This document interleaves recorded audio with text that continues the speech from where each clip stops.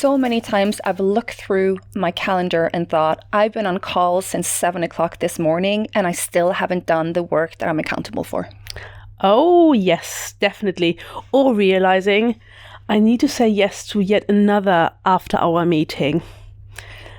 And saying no is not really an option. Welcome back to The Leadership Effect. I'm Camilla. And I'm Catherine. This is where we have honest conversation about leadership and actually how it shows up in reality, not as it's described in the theory. Yeah, and today we're talking about setting boundaries in a global, high-pressure environment, especially when you're working across time zones and genuinely can't just decline the meetings coming in without consequences. Yeah, and we say this podcast is for leaders, and it is obviously, but this is actually a conversation that is not just for leaders, because I see that often in companies where employees are just told, oh, just say no to that meeting or set your boundaries. But it's not as easy as that, right? Because when influence needs to happen, you want to progress your career, you can't say no to the meetings or set boundaries always, because otherwise you're missing out on crucial information. Exactly.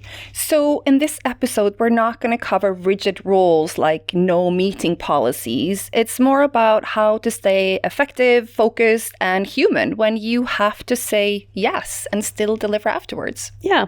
And let's name the reality first. Leading across time zones often means really early meetings or late evening. And it's often overlapping with different calendars and no office hours as well. So there's almost like an implicit expectation that you always have availability, and a sense if you're not present, you lose momentum, especially now with working from home and the being in the office. And let's not forget, we have also other lives. You don't just have work. We've got children, we've got dogs, we've got other responsibilities that we need to adhere to, and we need to live our life. And we have to have time to sleep, right? Oh, I mean, sleep. The day only does that? 24 hours. Yeah. So, I mean, you're not going to get more. So it's kind of how do you get the most out of those 24 that you have? But I don't think leaders struggle because they're not great at putting boundaries. It's more, the circumstances are complex. Like you say, the pressure is high and there's always an element of overload. Yeah.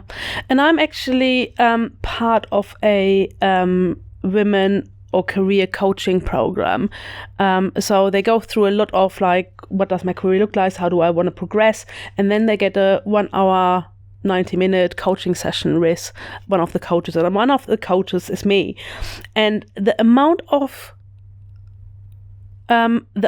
of questions or cases or issues I get is really that people are really struggling with saying no. They're working quite often in Europe, but are connected to offices in Asia or in the US. And they have to go onto team meetings at 10 p.m. in the evening after the children has been to bed.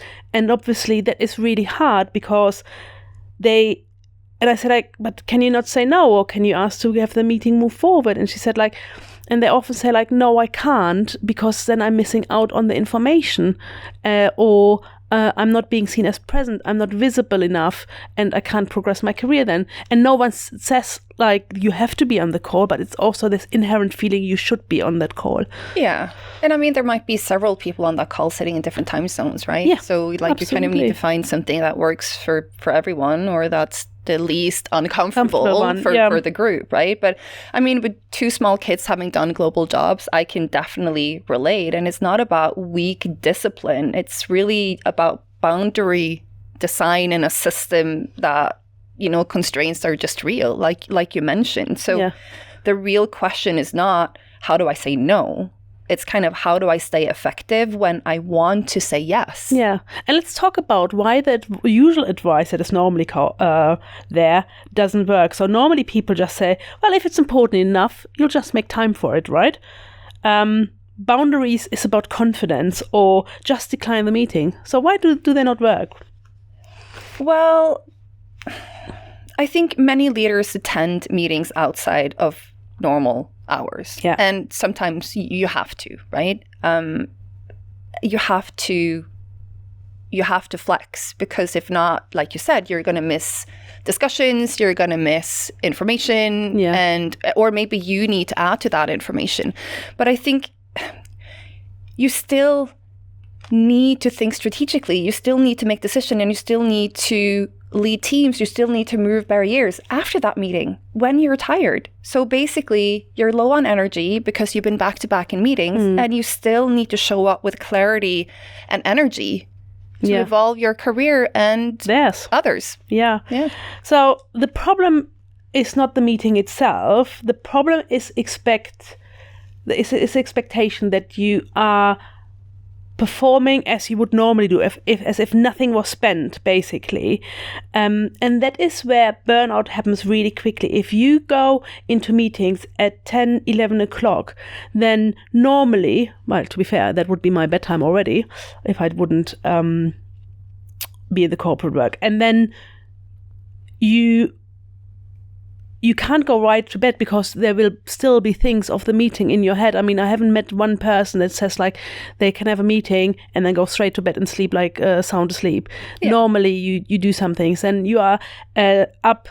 So you're in bed at 12 o'clock. Then you might be up for the kids at 6 o'clock in the morning because that's when they wake you up. I'm not sure, I don't have kids, but that's what I hear. Or if you're lucky. And then you perform at 8, 9 o'clock. You can't perform and be present and be at your best. Yeah, and you're alluding to something quite important, right? So we might not always be able to control when meetings happen. Yeah. But what we can control is how we prep for that meetings, how we show up in that meetings, and what we do afterwards, right? Yeah. So instead of thinking only in terms of boundaries, we encourage you to think about, your energy and focus boundaries instead. Yeah. So if we break that down maybe into something even more practical so it's easier to understand. Yeah, I think before accepting a meeting, one of the things that you can do is asking yourself, what decision is actually needed from me? Do I need to be there for the full meeting? And where do I actually add most value? Yeah, and I don't know about you listening, but I've had so many meeting invites come in without even an agenda. So I encourage you, ask for an agenda so you know what's going to be discussed. So you can clarify your role. Like, what's the expectations of you in that meeting? Is it to bring information? Is it to provide perspectives? Is it to be able to make a decision? And then you can really, again, look at, should I actually be in that meeting? Yeah. And if you do, then you can prep for it. Because it's not just about being present, it's about the impact that you make when you're there, right? Yeah, absolutely. And it's not about kind of like, oh, you want to avoid being in that meeting. It's about being like, how intentional is your contribution in that meeting? And sometimes, if you're really, really being honest, we sometimes are in the meetings because we are afraid of FOMO, the fear of missing out, that if we are in this meeting, we don't get the information.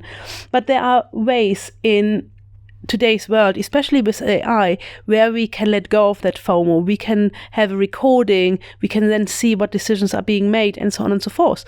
So we don't have to be in every single meeting.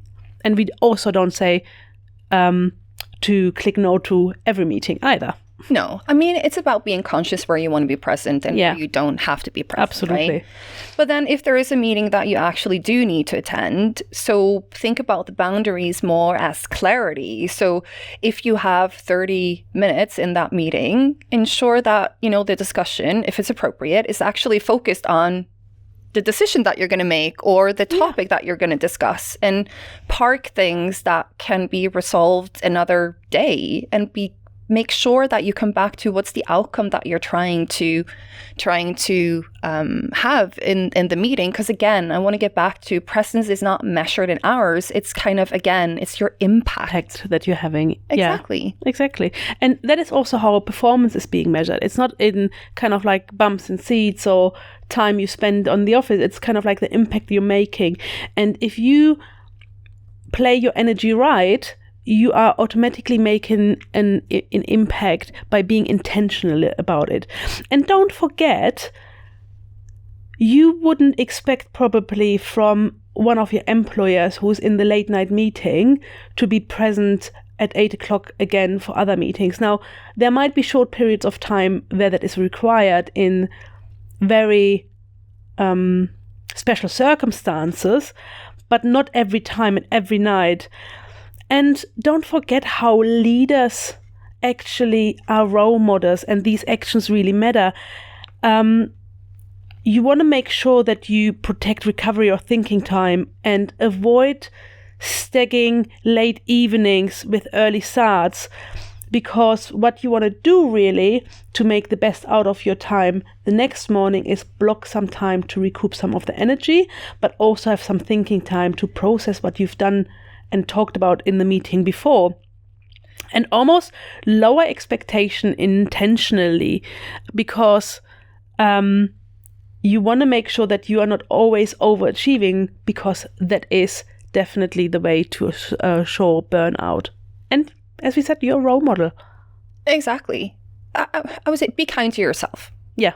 Right? And give yourself room to find that energy, to let that energy come back so you can be the best version of yourself. Right? Absolutely. If you don't count your energy spent, you'll pay for it later in your health, in your patience, in your quality, and then you won't be progressing your career. You won't be able to make an impact because you don't have anything else to give. And if you ever have been into this, in the situation, you know exactly what we're talking about. Yes. It can easily lead to brain fog, right? I mean, it could even go to much worse than brain fog. Yeah. But I want to take kind of one step back and kind of, meeting is one thing, and meeting is often what fills our calendar, but your calendar in general, it's not neutral, and it reveals what you value, and it also sets expectations to others, like Catherine mentioned. So if you say that you value focus, meaning focus time and planning time, but you haven't protected that time in your calendar, how is it then valuing focus? Exactly. It's not. And I want to get back to those boundaries that we talked about, because again, people often think that it's about saying no more often, when in reality, like we mentioned several times now, it's more about being more deliberate on when you actually say yes. Yeah. And there's a simple framework that you can follow to help you do that. And we've called that PACT, so PACT. Yeah, make a pact with yourself, basically. Yes, exactly. Yeah. So what's the P for? First is basically the P. It's prioritize what matters most. So as Camilla says, every leader needs to be clear about what is most important task, and then really prioritizing that. The one thing that actually moves something forward is the things that you should also protect time for, and then fill the spaces with everything else. You might know this, what did they call that? Schedule the big rocks first, and then all the pebbles fall into the places. Yes. And that leads us to the second one, which is the A, so audit your time. So once you know what are your priorities, you need to make sure that your time is actually spent on those priorities. So use like an 80-20 lens when you do that, and ask yourself, which of the 20% of the meetings is driving 80% of the outcome? Yeah. And that's what you need to focus on. And are there things in your calendar that you don't need to do, you can delegate? Then make sure that you action on that. Because again, if your calendar doesn't reflect your priorities, that's not a time management issue, that's a boundary issue. Yeah, absolutely. And then the third one, the C, stands for cut or change commitments. So every quarter, do a simple stop, start, continue review, and think about what should you stop doing, because it no longer adds value. What do you need to start because the context had maybe changed, and what is genuinely worth continuing, because we know that the only constant is really change. So things will be changing, and where you add value might change. So really be clear about that you don't just continue something that is long overdue to cut. And the last one is T. So tell people early and clearly. So most boundary problems don't come from they come from silence and not from pushback. Yeah. Meaning that if you're clear on what your boundaries are, people are going to work with that and not try to push against it. Yeah. And in global environments specifically, create visible no meeting zones in your diary. If you can rotate inconvenience fairly across regions, so meaning you move sometimes meetings, or you do one meeting that is more in adherence to the American time zone, one that is more adherent to the US time zone, and then maybe one to the Asia Pacific time zone, then it's fair across everyone, and you will find some time as well to get the things done that you need to get done. And one of the things is also protect at least one deep work window each week that helps you to wrap around of the one priorities that you are going to decide to do. Yeah.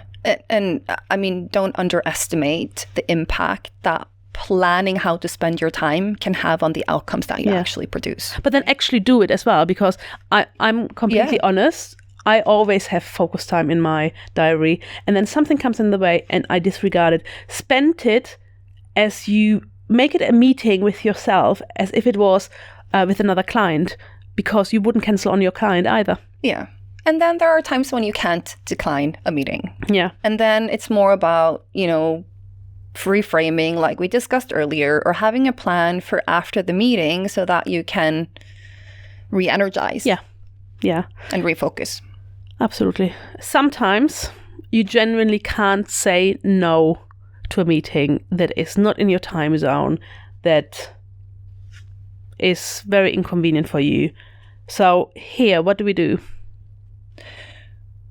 Well, I mean, boundaries are framed around value and contributions, and that's far more effective than just boundaries on I don't have time. So I do want to get back to emphasizing your role, like your role modeling as a leader, because you kind of set the norm. So if you're always available, then your team is going to feel that they're available too. If you never protect focus, neither are they going to do. Yeah, but it's also a little bit about how to frame this and the language that really works as well. It's about kind of like, if you say things like, if you have to go to the meeting, right? Yeah. And say things like, I'll join for the decision, not the full discussion, is one of the things. Or what's most valuable input you need from me, or can we align over email and use this meeting to close, then that gives clear expectations to others of what you are in the meeting for and what you are not there. And then, as you say, it is about also boundaries framed around value and contribution, which makes it that far more effective. Yeah, exactly. And again, it's asking yourself, what am I signaling? Yeah. With being available? Am I rewarding presence over impact? Does my team feel permitted to manage their energy in the right way? Yeah, absolutely. But it's hard. Yeah. Well, if it's easy, everyone would do it, right? It is. But I do want to give our audience a leadership challenge. Yes, please. So for this week, identify one meeting that you just attend out of habit, and then find one boundary that you can put in place around that meeting. And then the second challenge I want to give you is to identify one time slot in your calendar where you can really do deep work, and not just put it in your calendar. You need to actually spend that time on what you planned on spending that time. Not like Catherine, who puts it in her calendar and don't use it, because then there's no point in putting it in your calendar. Yes. And share your experience in the comments. Remember, boundary setting in global leadership isn't about being disengaged or being difficult. It's about sustaining your effectiveness over time, because that takes clarity and intention. So it does. That's it for today's episode of The Leadership Effect. Subscribe to our channel, connect with us on LinkedIn, and until next time, lead with curiosity and courage.